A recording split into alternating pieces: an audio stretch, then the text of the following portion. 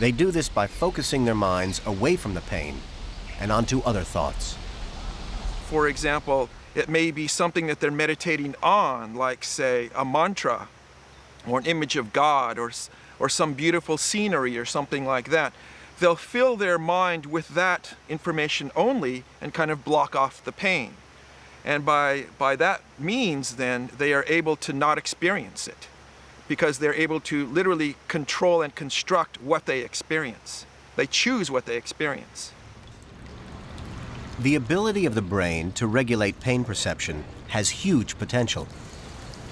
At Stanford University, Dr. David Spiegel has been studying how we might harness this. He's been using hypnosis to show how we can manage our reaction to pain. We can actually change how much something hurts, how vivid something looks. And that's got real adaptive ability, and it's not all mystical and magical. But people who practice these things, like some of these people in the East, or people who are very hypnotizable and learn to do it here, can do that more and better than most of us can. So what we think is happening when someone is able to endure pain is that they're entering a state of highly focused attention. And you can do one of several things with pain. You can either transform the pain perception, make it feel different. And another is to just focus on something else. So one of the techniques that we've been studying for several decades is hypnosis.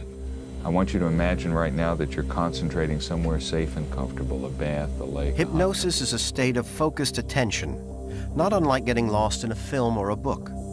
Researchers aren't sure why, but some people enter this state more easily than others, either by themselves or by suggestion from someone else. Barbara is very hypnotizable.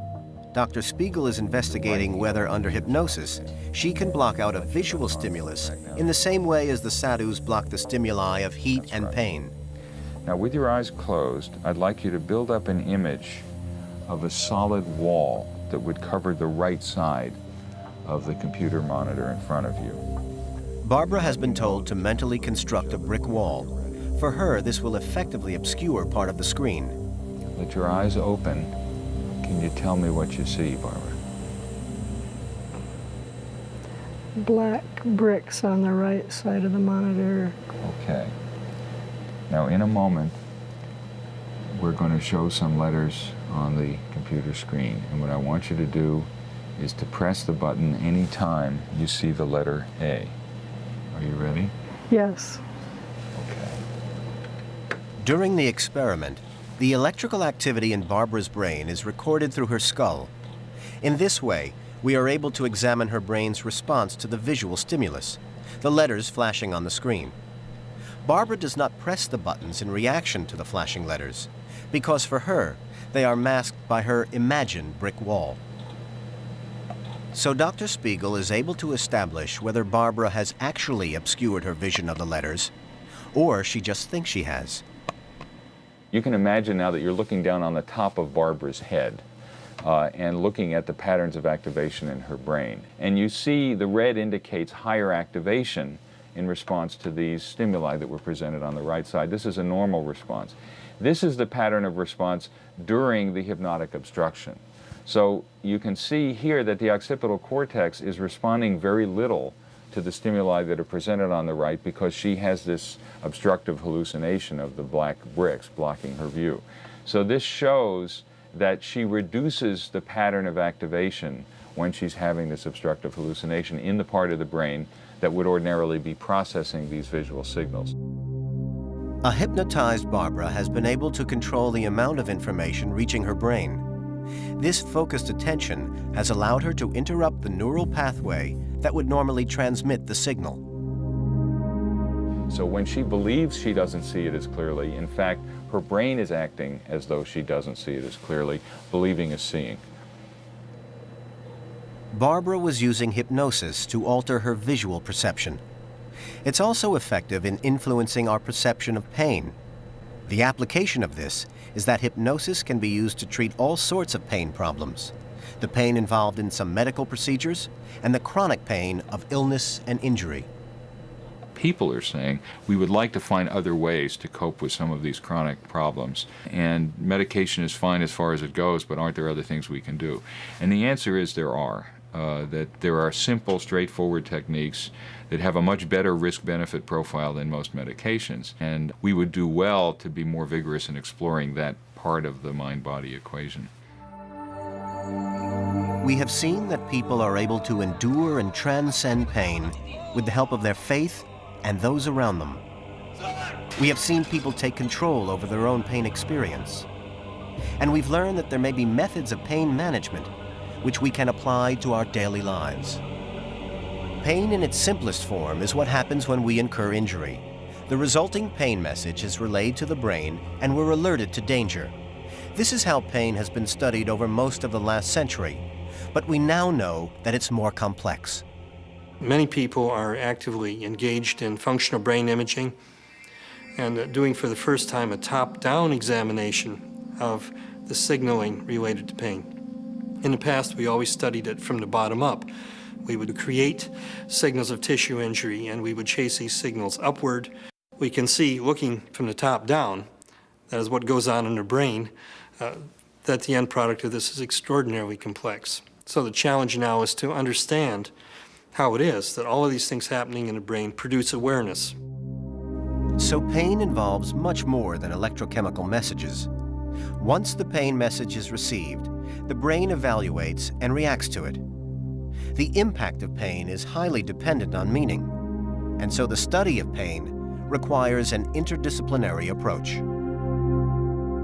The contemporary approach to chronic pain really is to try to work at those multiple levels, at the physiological level to make what interventions can be made, at the psychological level to enhance people's coping strategies and ways of dealing with pain, and at the interpersonal level to look at ways in which their social context can help them to cope better with pain and hopefully in the long run to actually diminish the experience of pain. And certainly cognitive therapy, which has also become a big part of the management of pain, has to do with those kinds of thoughts because of the understanding that if you have a pain, if you think this is going to kill me, it has a very different effect than if you're having a pain you think the baby's coming. Those two pains may be quite the same at the level of intensity, but your ability to endure them is going to be very different as a result of that thought that's going through your head. Researchers are now more aware of the bigger picture in pain management. Chronic pain clinics are employing new strategies. Treatment now involves cognitive therapy and counseling to help at a psychological level.